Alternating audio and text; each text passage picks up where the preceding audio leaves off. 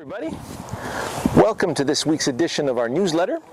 And today I had some great feedback from a couple of students lately. A couple from out of town came over, and we settled in on an action to target, and we threw some clubs, and he threw the club like an absolute champ. So I'm going, we got this done. However, he felt very insecure about delivering that action to the target, even though he was trying to predict the shot. So let's say I'm going to that 100-yard marker.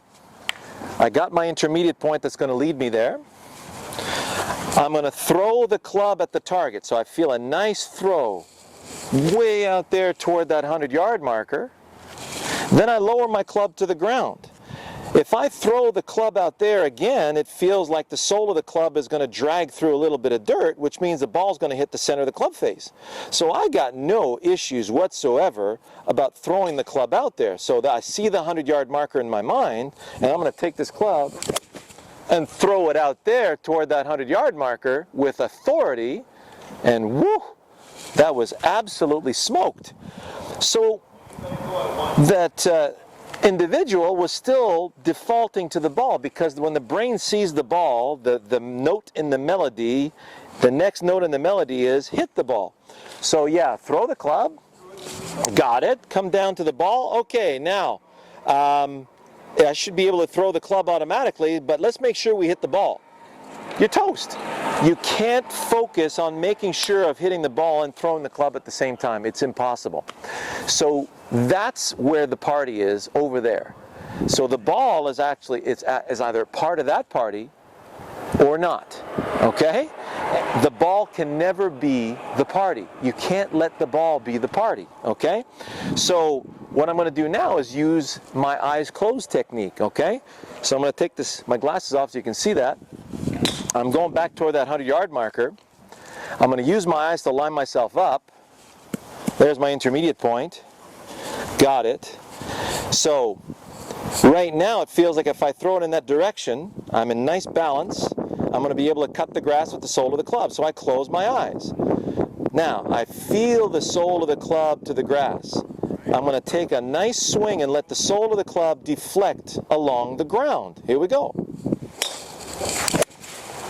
Yes, I felt the ground under the club. Open my eyes. There's the golf ball. And the ball is just to the right of that 100-yard marker. So when my eyes are closed, I have to rely on other senses to find my way. So I feel where the ground is. Here we go. So I can feel I'm in nice balance with the ground. Close the eyes. I feel like I'm able to swing the club toward that 100-yard marker. Okay, so let's swing toward the 100-yard marker. Got it. Open my eyes. That ball is right over that 100-yard marker, almost as nice as the first one I hit, and I took the absolute perfect divot.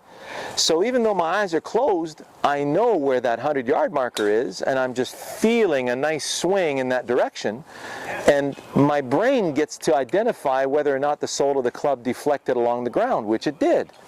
So the first one, I was focusing on the sole of the club to the ground. Notice I kind of hit that a little heavy. I kind of chunked it. It wasn't a bad shot. I call that a good miss, but it wasn't the shot I was looking for. So when I get over the shot, even though my eyes are closed, I still feel that the sole of the club is going to drag along the dirt. So my attention is now on the 100. I'm going to feel a nice whip toward that 100-yard marker. Got it. Open my eyes. Oh, that's just spot on. Landed right behind the 100-yard marker. So have some fun experimenting with eyes closed. The first thing I would do, remember we talked about mile markers.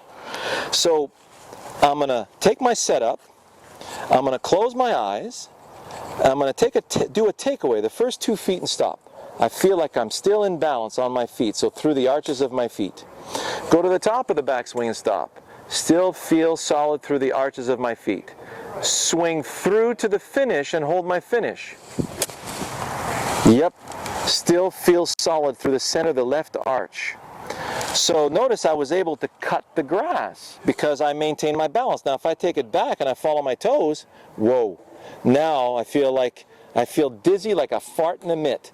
So if I go back onto my heels, whoa, now it feels like I'm really disoriented. So open my eyes, get my bearings back, close the eyes, still in balance. Check. No dizziness.